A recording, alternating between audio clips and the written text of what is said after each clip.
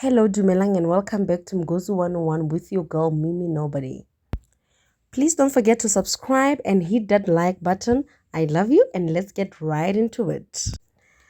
So, guys, ENCA has tracked down two women who claim to be Thabo Bester's survivors. These two women say they met Thabo Bester in 2011 when he was luring his victims by pretending to be recruiting TV presenters for a new ETV show. I was on my phone and a YouTube video of Thabo Bester story popped up and there was a picture of his face. I went cold, literally, when I looked at this and I said to myself, I know this man. He looks so familiar. They say everything looked above board and that the process didn't seem like it was a scam, as they had big sponsors, or so they thought. It was 2 full days of auditions, workshops, networking, judges and panels. And he was walking through the auditions. He was interviewing all of us, chatting to us casually as the producer of this new TV show.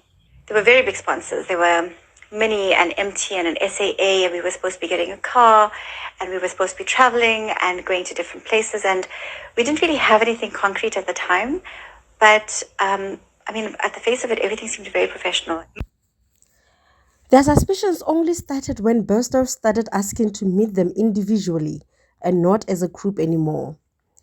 These two ladies became so uncomfortable that on their way to meet with Thabo Bester after being chosen as finalists, they became so suspicious that they started to Google him. One of the girls Googled his name in the car, and we started seeing all these little scams that came up, from these TV presenter scams. And at that stage, I think it just shook us, because I know it seems like such a simple thing with Google being right at our fingertips, but at no point did we actually see any red flags. The production was so big, it was so elaborate, it was such an elaborate scam that we did not see any red flags at the time. And then slowly I started following. I think it became an obsession. If you ask my husband, I started following every article that came out, and then I saw it went from speculation to confirmation, and then then there was this wild goose chase trying to find him, and this and I think it was just when I found out that he was caught, it was relief.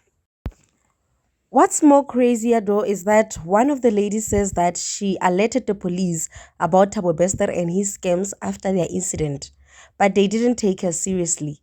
She feels like many women could have been saved had the police done their job. It also angered me that had the police at the time maybe taken my call more seriously and investigated him further, they perhaps could have apprehended a rapist and a murderer years ago. He would have been behind bars. And subsequent to our incident, he was still around the KZN area in Durban conducting these scams. So how was it that it was so easy for him to always slip through the hands of the law? After that incident, these women sadly had to give up their dreams of becoming something in the entertainment industry because they feared for their lives. That's all from me for today, you guys. I hope you enjoyed the video, and I'll see you in my next one. Titi. Pote, ke tla le bona.